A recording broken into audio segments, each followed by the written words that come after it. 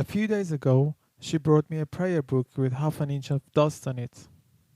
I had no use, not only for prayer books, but for any sort of literature that expressed the notion of the rabble.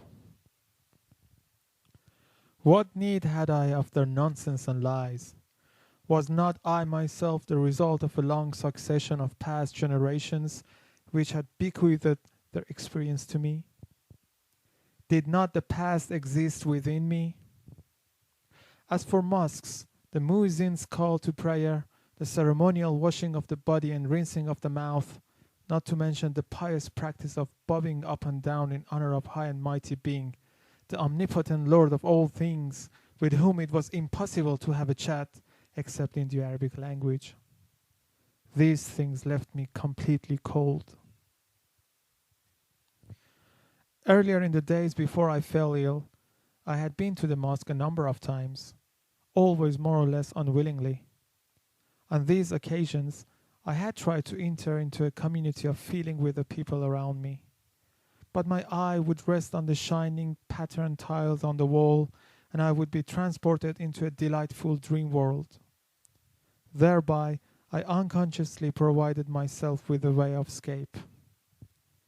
During the prayers, I would shut my eyes and cover my face with my hand, and in this artificial night of my own making, I would recite the prayers like the meaningless sounds uttered by someone who is dreaming. The words were not spoken from the heart. I found it pleasanter to talk to a friend or acquaintance than to God, the High and Mighty One.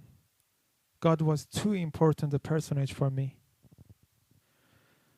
When I was lying in my warm, damp bed, these questions did not interest me one jot, and at such a time it did not matter to me whether God really existed or whether he was nothing but a personification of the mighty ones of this world, invented for the greater glory of spiritual values and the easier spoliation of the lower orders, the pattern of earthly things being transferred to the sky.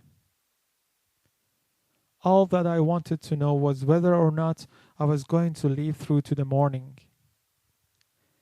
In face of death, I felt that religion, faith, belief were feeble, childish things of which the best that could be said was that they provided a kind of recreation for healthy, successful people. In face of the frightful reality of death and of my own desperate condition, all that had been inculcated into me on the subject of Judgment Day and rewards and penalties in a future life seemed an insipid fraud, and the prayers I had been taught were completely ineffective against the fear of death.